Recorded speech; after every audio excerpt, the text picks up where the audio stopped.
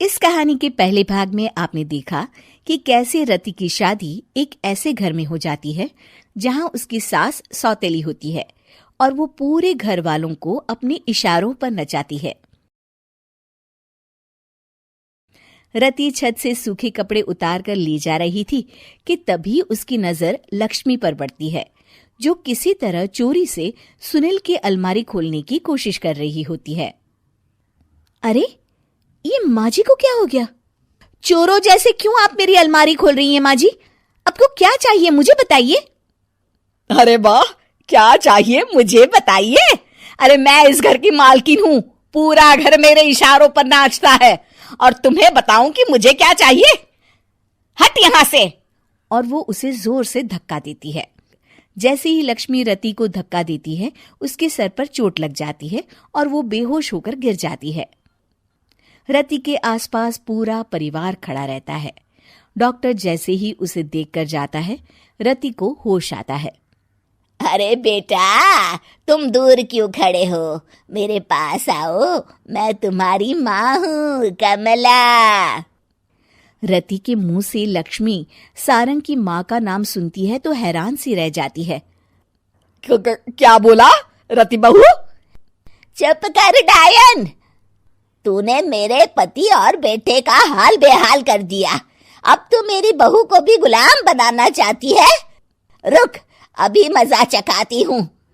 ये कहकर जैसे उसे पकड़ने की कोशिश करती है, लक्ष्मी वहां से भाग जाती है।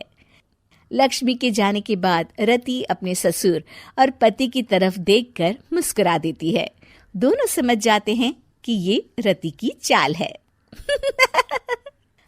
अगली सुबह लक्ष्मी का पति खाना लेकर खेत में जाने के लिए निकल ही रहा होता है कि लक्ष्मी उसे रोक देती है। अरे कहाँ चल दिए खाना लेकर? आज घर का काम कौन करेगा? तभी पीछे से रति आ जाती है और जोर से चिल्लाती है।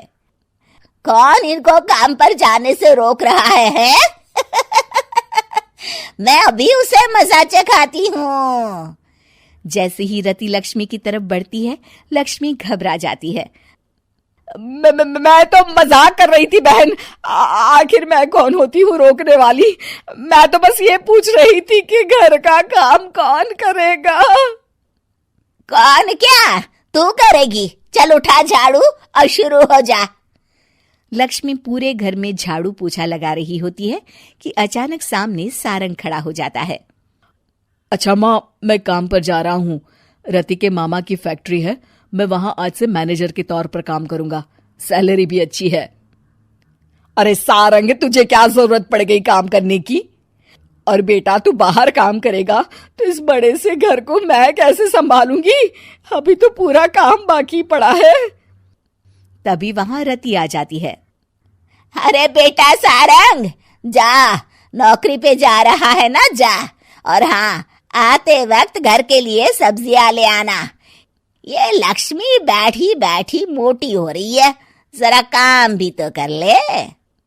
सारंग के जाने के बाद, अच्छा लक्ष्मी, सुन जरा यहाँ।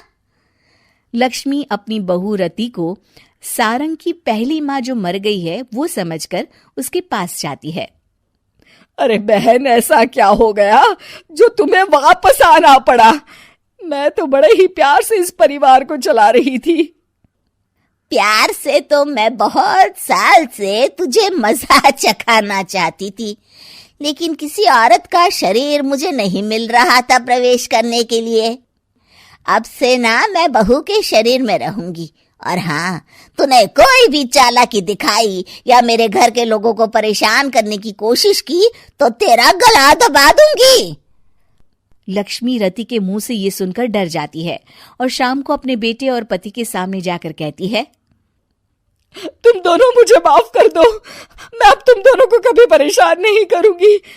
और बहू, तुम मेरी बेटी की तरह हो, बस अब बेटी की तरह ही बनकर रहना।